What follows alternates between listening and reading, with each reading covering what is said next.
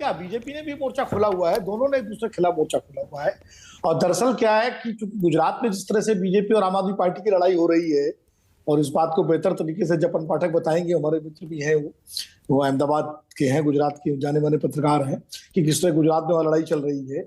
मुझे लगता है कि एमसीडी के चुनाव दिल्ली के नगर निगम के, वो और अब तो नगर निगम एक हो जाए, तो ये एक तरह से दिल्ली विधानसभा जैसे चुनाव होंगे। काफी मतलब जो है इनका असर होगा, जैसे दिल्ली में लोकसभा के चुनाव या विधानसभा के चुनाव होते हैं, उस स्केल पर चुनाव होंगे।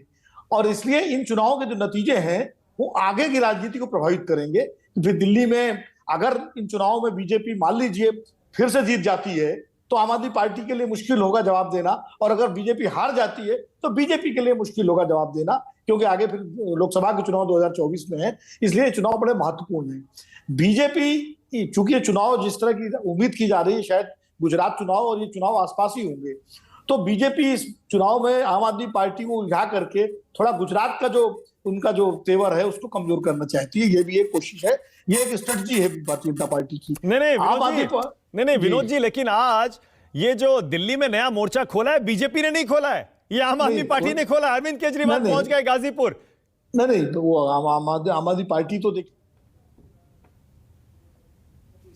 जैसे बीजेपी हिंदुत्व की बात करती है तो उन्होंने गणेश लक्ष्मी की बात कर दी, दिल्ली विधानसभा के चुनाव में हनुमान जी की बात की थी, अब गणेश लक्ष्मी। तो वो आम आदमी पार्टी बिल्कुल बीजेपी की शैली पर, अरविंद केजरीवाल बिल्कुल मोदी जी और अमित शाह जी की शैली के हिसाब से वो एक कदम आगे चलना चाहते हैं, उनसे 2 कदम। और इसीलिए जो है उन्होंने एक मोर्चा तो कल खोला था गणेश लक्ष्मी वाला, जिसपे हम चर्चा कर चुके हैं कि नोटों पर गणेश लक्ष्मी की तस्वीर हो। आज उन्होंने गाजीपुर जाकर के कूड़े के पहाड़ का मोर्चा खोल दिया कि भाई 3 कूड़े के पहाड़ दिल्ली ने, चूंकि एमसीडी पे लगातार भारतीय जनता पार्टी की हुकूमत है, इवन यहाँ तक कि जब कांग्रेस शासन था दिल्ली में तब भी बीजेपी ही एमसीडी में जीत रही थी। तो एमसीडी के जितने जो है कमियां हैं, कमजोरियां हैं, उसके लिए बीजेपी किसी और को जिम्मेदार नहीं ठहरा सकती, ये उसकी जिम्मेदारी है। एमसीडी से जुड़े हुए मुद्दे और खासकर साफ सफाई का जो मुद्दा है वो सीधे सीधे नगर निगम का ही मुद्दा है। इसलिए अरविंद केजरीवाल ने मोर्चा खोला है कि वो उस मुद्दे पर भारतीय जनता पार्टी को कटघरे में, सवालों के घेरे में खड़ा करना चाहते हैं, क्योंकि भारतीय जनता पार्टी को लगातार दिल्ली के विकास को लेकर के,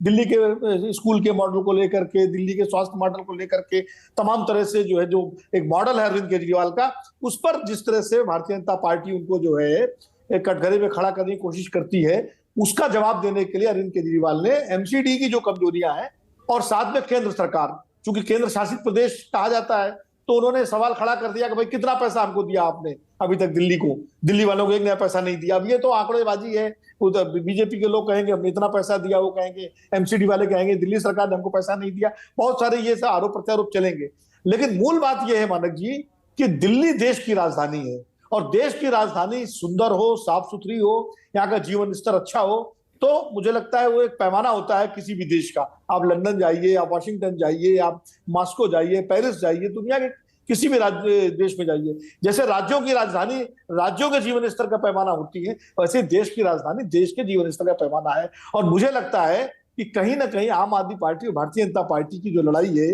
ये चुनावी लड़ाई है अभी। अब अगर इस चुनावी लड़ाई में वाकई दिल्ली के लोगों का कुछ भला हो जाए इसी बहाने, तो ये तो एक अच्छी बात होगी कि चलिए चुनाव के बहाने ही कुछ भला हो जाए। लेकिन मुझे लगता है चुनाव के बाद जो है ये फिर अपने अपने काम में लग जाते हैं और दिल्ली की जनता वहीं की वहीं रह जाती है।